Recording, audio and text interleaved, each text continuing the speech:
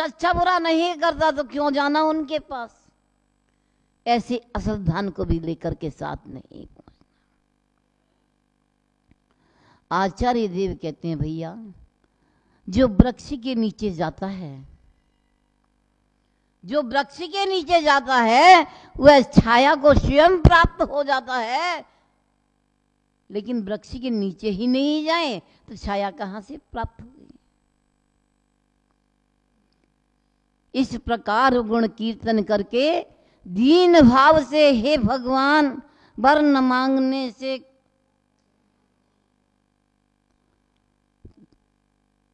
तुम्हें वीतरागी वरजान, वृक्ष तले जो जाता उस पर छाया होती है स्वयं, छाई याचना करने से फिर लाभ कौन सा है देव। हे प्रभु, जो वृक्ष के नीचे जाता है उसे छाया स्वयं मिल जाती है, लेकिन कोई पथिक वृक्ष के नीचे जाकर कहे कि हे वृक्ष मुझे छाया दे देना, तो उससे क्या फायदा, वो तो छाया स्वयं देगा। इसी तरह वीतराग परमात्मा के निकट में जो जाता है,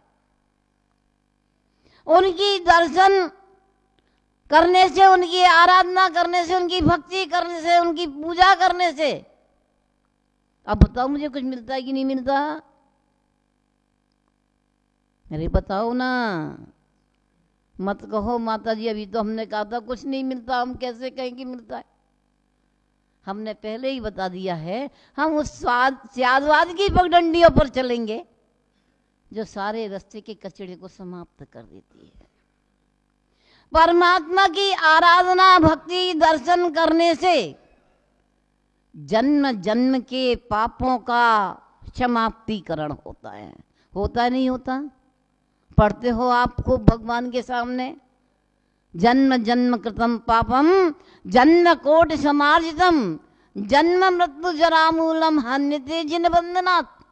जिनेंद्र प्रभु की वंदना करने से जन्म जन्म में किए हुए उपार्जित जो कर्म है वह नाश को प्राप्त हो जाते हैं। हे भगवान, यही जान करके, यही श्रद्धा के साथ तेरे चरणों में आया हूँ, तेरी भक्ति कर रहा हूँ। यदि लेने वाले को कुछ इच्छा नहीं हो तो राजा के पास कौन जाएगा? राजा के पास वही जाता है, वही झुकता है जब उसे राजा कुछ देता है। तो मैं समझता हूं आप वीतरागी हैं, सत्य है, लेकिन आपके पास जो भक्त जाता है, भक्ति से झुकता है, दर्शन करता है, अवलोकन करता है, आराधना करता है, वह सब कुछ तो पा लेता है। क्या बचता है उसके लिए? बंधुओं, अब क्या कहोगे? परमात्मा कुछ देता है अथवा नहीं देता? बता दो। है? बिल्कुल सत्य है, अपनी अपनी जगह दोनों बातें सत्य है। परमात्मा वीतरागी है, कुछ देता नहीं, लेकिन परमात्मा के पास जाकर के क्या बाकी बचता है? जब मुक्ति जैसी लक्ष्मी भी मिल जाती है तो अन्य वस्तुओं की मांगने की जरूरत कहाँ है?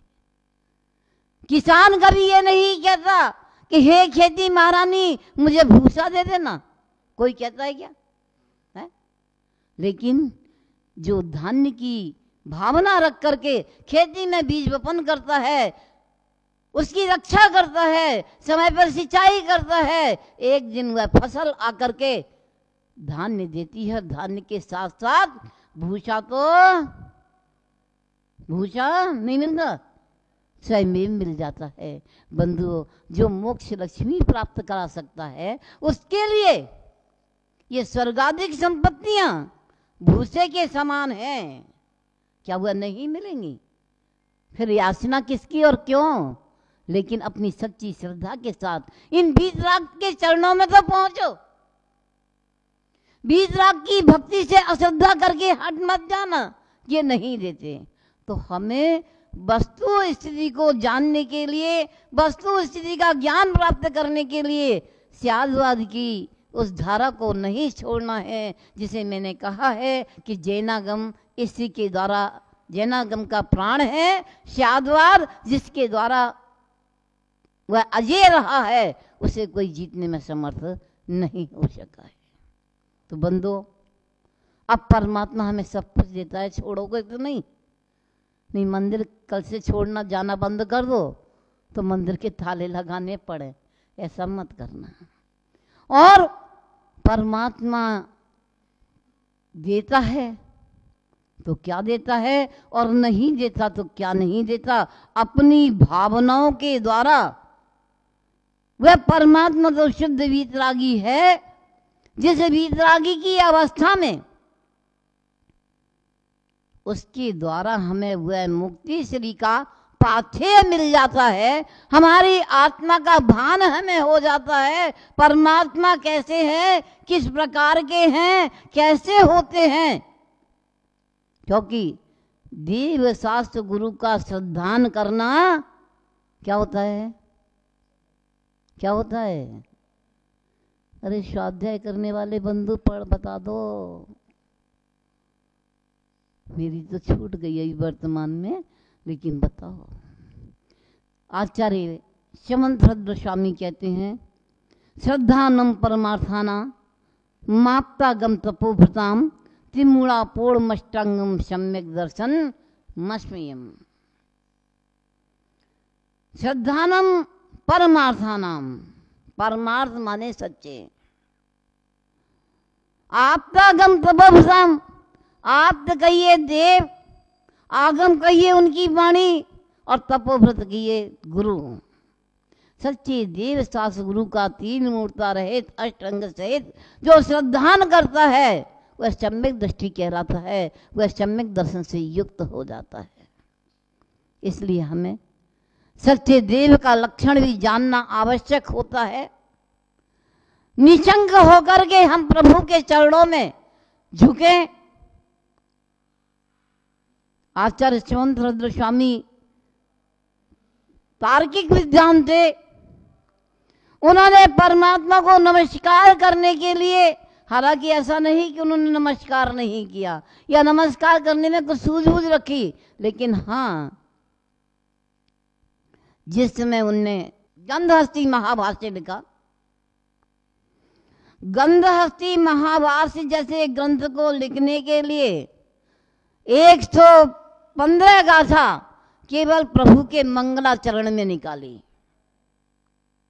हम एक मंगलाचरण पढ़ जाते हैं, उब जाते हैं। प्रभु तुझे प्रभु माने तो कैसे माने? देवागम नभो यान चामरादि विभूतिया, देवों का आगमन, चमर आदि की विभूति आप पर चमन ढूंढ रहे हैं, देव जय जयकार कर रहे हैं, इसलिए तो परमात्मा है, इसे जान करके तुझे नमस्कार करूं। तो ऐसे माया जाली बहुत होते हैं जो अपने माया जाल से ऐसा दिखा देते हैं, लेकिन प्रभु पूजनीय नहीं होते। पूजनीय है तो तू है। यानी संसार में भटकते हुए प्राणियों को उस अज्ञान की अंधेरे से निकालने के लिए, परमात्मा के लक्षण को भली प्रकार बतलाने के लिए 115 गाथाओं तक जिन्होंने मंगलाचरण ही किया है। 84,000 श्लोकों में गंधहस्ती महाभाष्य लिखा है। बंधुओं,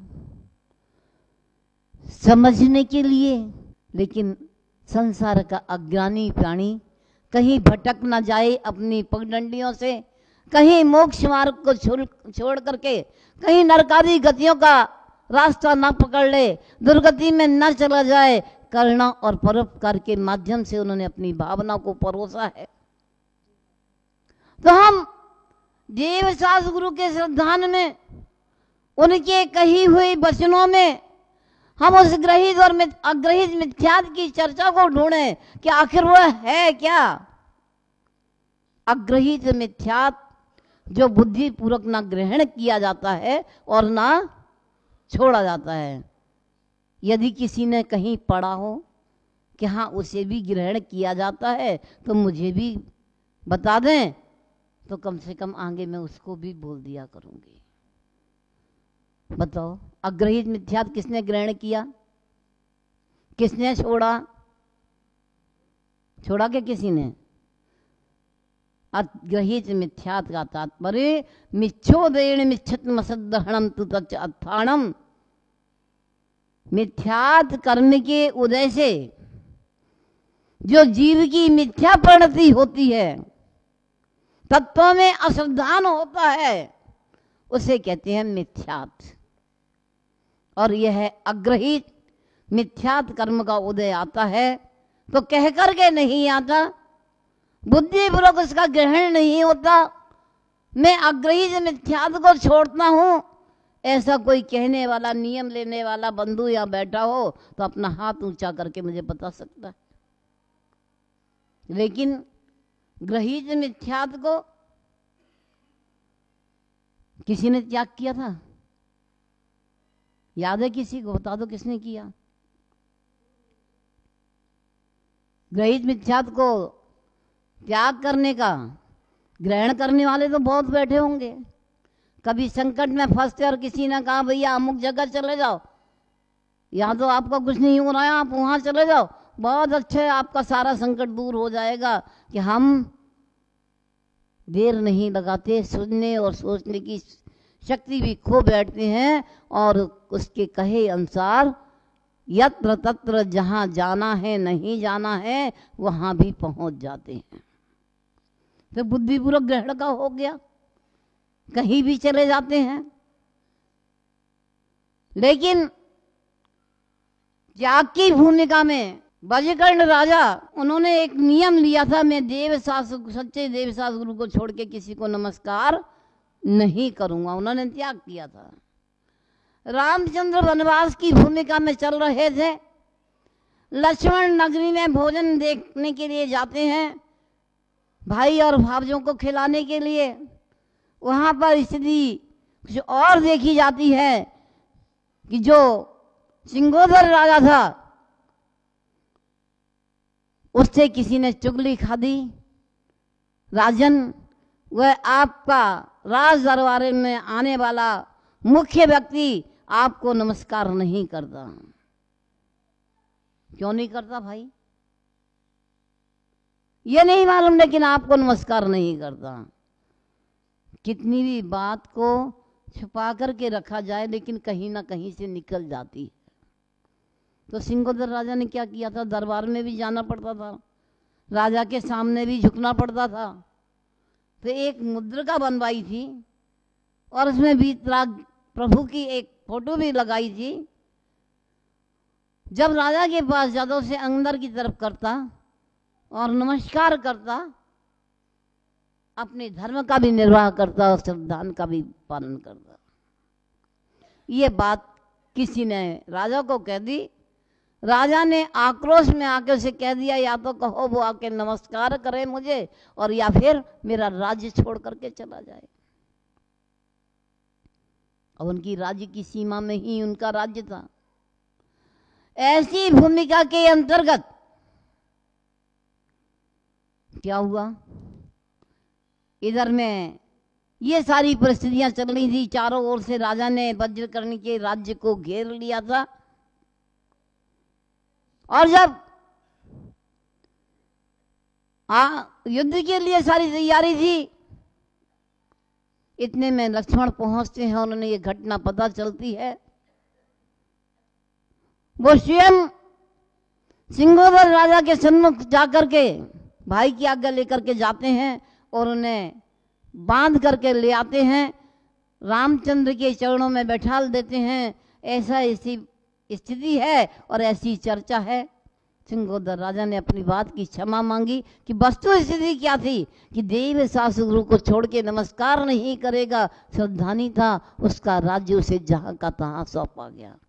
कहने का तात्पर्य मात्र ये है कि बुद्धिपूर्वक त्याग और बुद्धिपूर्वक ग्रहण, ऐसे त्याग वाले बहुत मिलेंगे कि हम कुदेव कुशास गुरुओं को नमस्कार नहीं करेंगे, लेकिन अग्रहित मिथ्यात का त्याग करने वाले कोई यहाँ बैठे हों तो बता सकते हैं, परिचय दे सकते हैं और मेरी जीवनी के साथ आगे आगे बढ़ता चला जाएगा।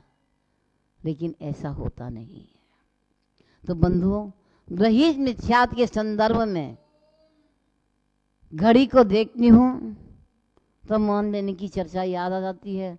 हमारे झांझरी साहब बैठे होंगे, कहीं बैठे हैं ना? माता जी 10 बजे चर्या करा देना, कर लेना, लेट हो जाते हैं। वस्तुस्थिति सही है उनकी भी, जहाँ की अपनी खड़े हैं कि आज उन्हें दरवाजे पर खड़ा होना पड़ता है, इसलिए वैसे ही चल जाती गाड़ी, लेकिन स्वयं को खड़ा होना है ना। तो चर्चा ये है, मैं भी समझती हूँ साधु भी जाएंगे। तो इन सब चर्चाओं को ध्यान में रखते हुए सभा मैंने तो कही थी मैं 8:30 बजे तैयार हूँ, लेकिन थोड़ा सा आप लोग अपने समय का सुधार कर लें और समय पर आ जाएं तो बहुत अच्छा है। 8:30 से 9:30 प्रवचन हो जाए और आगे की भूमिका में साधु लोग अपनी समय पर चर्या कर सकें, समय पर सामायिक कर सकें। हम लोग भी उसकी चाहत में हैं, लेकिन मजबूरियां आपके साथ हैं। आप लोग अपना ध्यान रखें, आने का समय पर आएँ और आद्योपांत विषय को समझें तो आपके उपयोग में आएगा। तो आज मैं इस विषय को यही समाप्त विराम दूंगी कि अग्रहीत मिथ्यात् और ग्रहीत मिथ्यात्, मात्र 2 नाम आपको याद करके आने हैं जिन्हें छोड़ना है। बुद्धिपूर्वक किसे छोड़ा जा सकता है, किसे ग्रहण किया जा सकता है और कैसे छोड़ें।